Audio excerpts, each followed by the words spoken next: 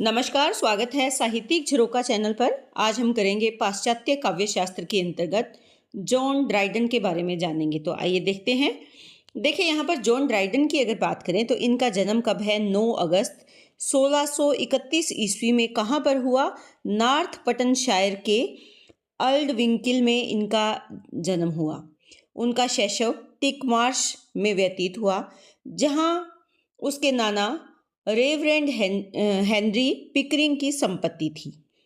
उसकी जो प्रारंभिक शिक्षा है वो विख्यात डॉक्टर बुस्वी द्वारा संचालित वेस्टमिस्टर स्कूल में हुई और ट्रिनिटी कॉलेज कैम्ब्रिज से उन्होंने 1654 में बीए की उपाधि ग्रहण की। उसी वर्ष इनके पिता का देहांत हो गया था।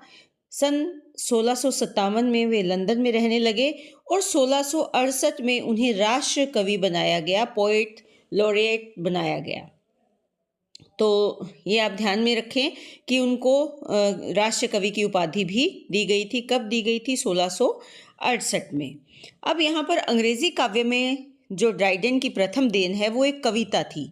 इसकी रचना उन्होंने 1649 में अपने सहपाठी के लिए की थी और सहपाठी कौन था?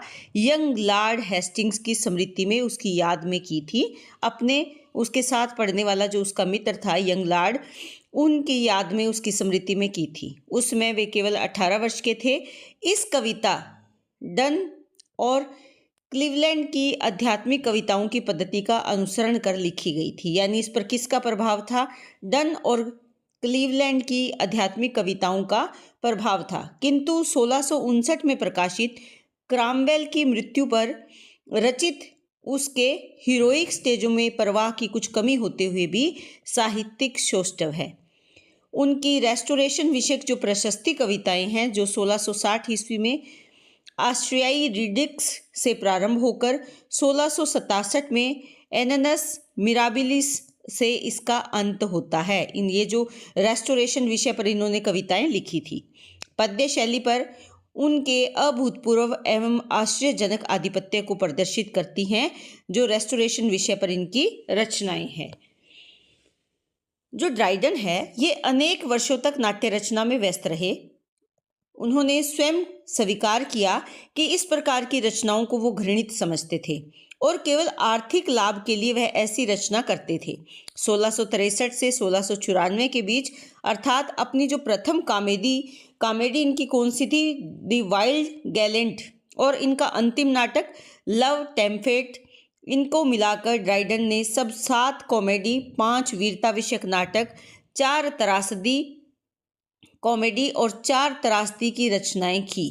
ये कुल मिलाकर इनकी जो रचनाएं हैं, यानी 7 इन्होंने कॉमेडी लिखी, 5 वीरतापरक नाटक लिखे, 4 कॉमेडी और 4 जो त्रासदी पर आधारित कॉमेडी है, और इसके साथ साथ 4 त्रासदी को आधार बनाकर इन्होंने त्रासदी से जुड़ी हुई इनकी रचनाएं हैं।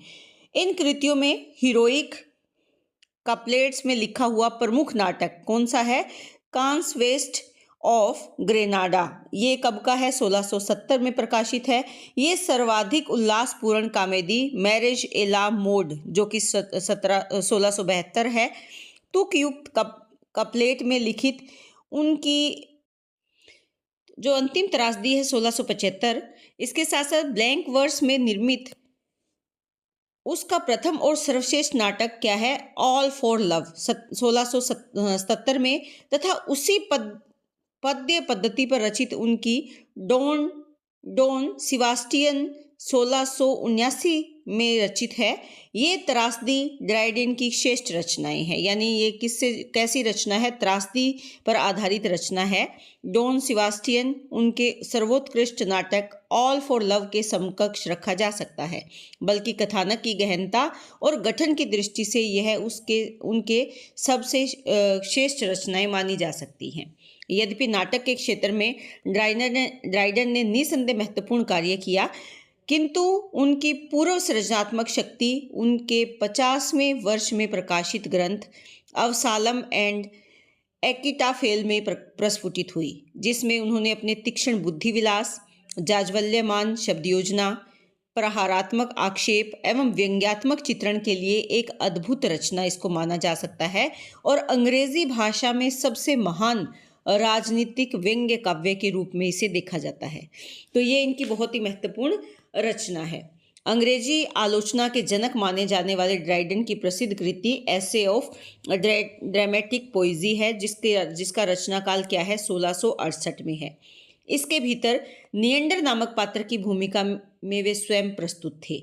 ड्राइडन ने किस बात पर ज़्यादा जोर दिया? आनंद और शिक्षा को साहित्य का प्रमुख प्रयोजन माना, प्रमुख उद्देश्य माना। यानी साहित्य रचना का प्रमुख उद्देश्य क्या है? एक तो उससे आनंद प्राप्त हो और दूसरा वो शिक्षाप्रद हो। इन्होंने कहा है कि कविता का मुख्य उद्देश्य आनंद है और आनंद के माध्यम से शिक्षा को कविता का साध्य बनाया जा सकता है। यानी हम शिक्षा को कविता का साध्य कैसे बना सकते हैं? आनंद के माध्यम से। दूसरा, इन्होंने माना है कि उचित प्रतिभा प्रकृति का वरदान है। यानी जो प्रतिभा है वो किसका वरदान इन्होंने माना है? प्रकृति का वरदान माना है। तो उचित प्रतिभा प्रकृति का वरदान है। ये दोनों ही जो पंक्तियां हैं ये स्वयं ड्राइडन के विचार हैं। तो पेपर में कई बार इनके बारे में पूछ लिया जाता है।